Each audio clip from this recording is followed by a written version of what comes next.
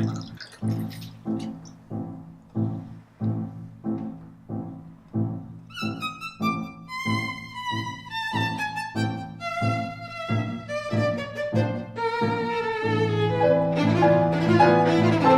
of the greatest phenomenon that happens within art is the inability to explain just why you like a particular artist. What is it? What is it that this artist does as opposed to others that you just can't shake?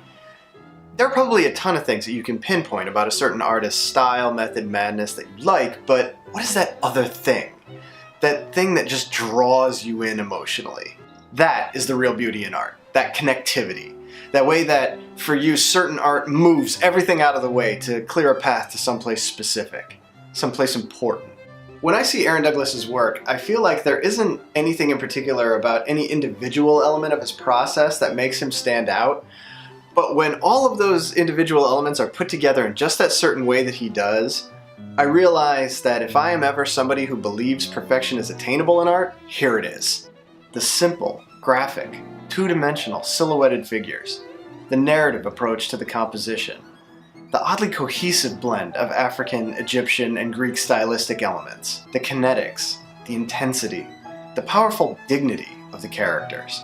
And Aaron Douglas didn't find himself in the middle of a great movement, he ran towards one. In the history of American art, the mid-1920s saw this incredible and unprecedented explosion in creative expression. Lately, there has been a lot of talk about refugees around the world fleeing their countries for a multitude of reasons, and every time I hear it, I'm reminded that 100 years ago, 1.5 million Americans practically marched across this country to relocate for largely those same reasons. Most notably, an oppressive and violent element taking over their homes. Now, I am no expert, but here it is as I understand it. From 1910 to 1930, about 1.5 million black Americans left the rural South for the urban North. During this time period, the black populations of northern cities like Detroit, Chicago, Cleveland, Philadelphia, and New York grew by about 40%. The catalyst for all of this, oh well, gee whiz. 3 years after the Emancipation Proclamation was signed, the Klan showed up. A couple of decades after that, Jim Crow showed up.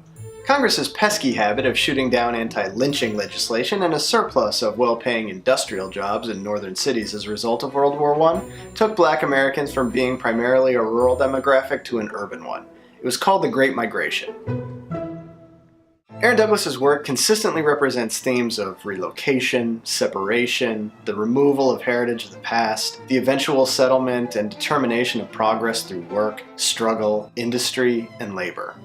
Aaron Douglas wanted to cultivate a racial consciousness and a racial pride. He wanted to develop a creative individualism through African heritage and a narrative truth of Negro daily life in America. And he sure as hell wasn't alone. Visual artists, authors, intellectuals, creators, and cultural visionaries, they all came with the Great Migration too. And they all seemed to settle in this 2-square-mile area of Upper Manhattan. They changed modern art forever. Because they were such skilled and eloquent artists, a wider audience listened to what they had to say. It's called the Harlem Renaissance.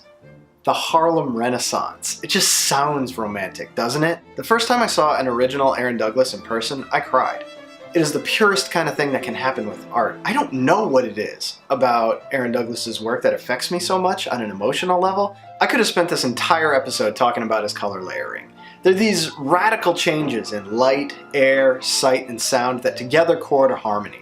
It creates incredible depth in a flat, almost collage-like composition.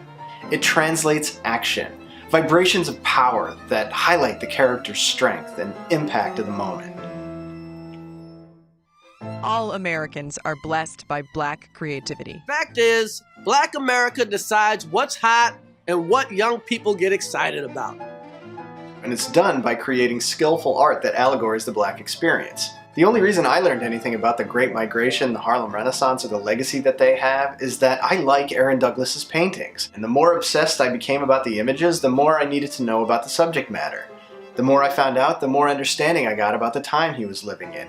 Even if I could never truly feel it myself through the space-time continuum or my whiteness, still I was lured in by beauty and I ended up learning a lesson whether or not I wanted to.